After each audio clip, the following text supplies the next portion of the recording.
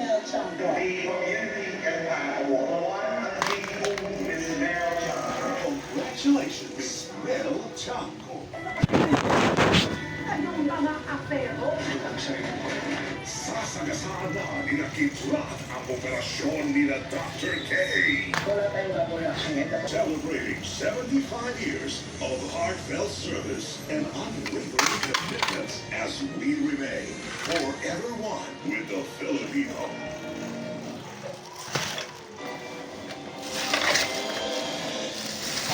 Ang isa Pilipinong tauhan ng all soccer sa Indonesia matapos mahampas na kamera habang nag-aayos ng kalyadong akla. Isa pang Pilipino ang sugatan naman. Nakatutok si Mark Salazar. March 10, bumara ang angkor o angkla ng isang oil tanker sa Indonesia. Dalawang Pinoy filter ng barko ang inatasang pumasok sa chain hole kung saan nakabara ang angkor. Pero habang inaayos ito, kumalas ang kadena Manang imo man ang sa mga kuan. Pinoy na sina Romulo Gulyayan at Junri Popera. Binigyan tayo ng pamilya ni Popera ng mga litrato. Nakuha ng mga nag-rescue sa dalawa. Napuruhan kaya nasawi si Popera.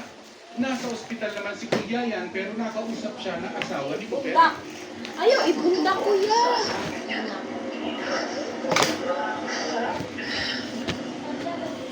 Siya yung pumasok doon sa hole. Yung kaya malapit ng limikol na yun.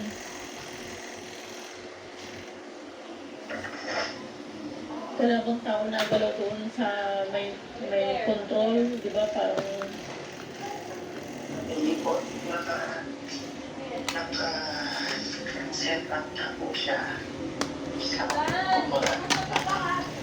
Nakikita siya na medyo laylay kasi para makapasok yung na last na text 3:20 p.m. SM. And then, pero wala ka na darating pa lang sa kanya 5:30 to 6 p.m. nangyayari yung accident na yun. 15 taon ng fitter sa barko si Popera at hindi ito ang unang pagkakataong nag-troubleshoot ng palyatong angkor. ganun din po si Victor. Kapag tinawag na may problema, maasahan. Hindi siya yung Talagang disgrasya po bang nangyari?